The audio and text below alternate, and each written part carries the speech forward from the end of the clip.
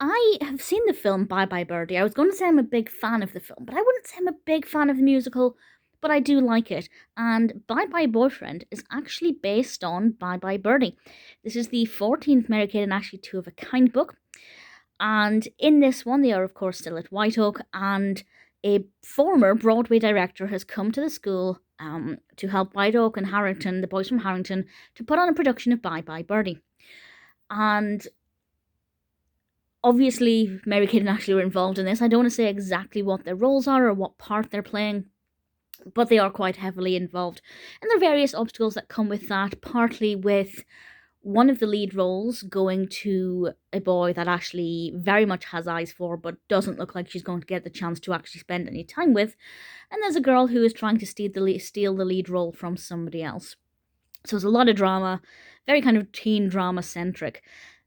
Because I like Bye Bye Birdie, in fact, because I know Bye Bye Birdie, I could understand the references. I knew what the songs were meant to sound like when they were quoting lyrics. I'd be interested to learn if they actually paid for the rights to reproduce those lyrics in this book. I'm not saying they didn't, but it wouldn't surprise me if they didn't. If anybody knows either way, feel free to share that information.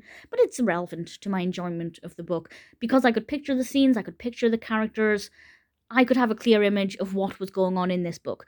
But I'm wondering, if it was a play that I'd never heard of, or a musical I'd never seen, would I have enjoyed it as much? Would I have had any connection with it? And I feel like because it's so heavily relying on this play, on this musical, that if you're unaware of it, there may be references that don't necessarily mean as much, that maybe aren't as explained as well, and I think it would make it less enjoyable.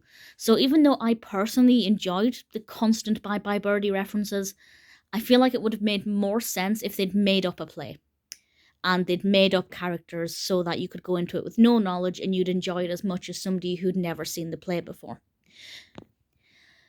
Now, of course, that's not to say that people who have seen Bye Bye Birdie can't enjoy this, and also people who haven't seen it can't enjoy it. You know what I mean? I'd say it's still a pretty good read. There are still teenage drama antics happening that people will be able to relate to, but I definitely think it relied a little too heavily on that musical, which, as I said, personally, I've seen it, I quite liked it, so I enjoyed that aspect of it.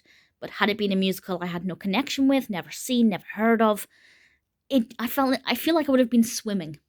Would have been swimming and drowning and just full of all of these references that I didn't really truly understand or forgot about. You know, it mentions something once or twice, and if you don't make the connection, it's easy to forget.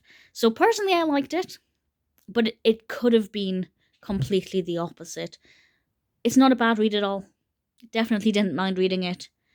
But I think by not making up a play and actually using one that exists but which not everybody has seen, and therefore not explaining everything as much, it has its limitations. That word, of course, was limitations. I have to say, I do love the cover. I'm really quite a fan of the cover design of this. Small things, makes me smile. Yeah, not a bad book, definitely never going to be my favourite, but I certainly didn't mind it.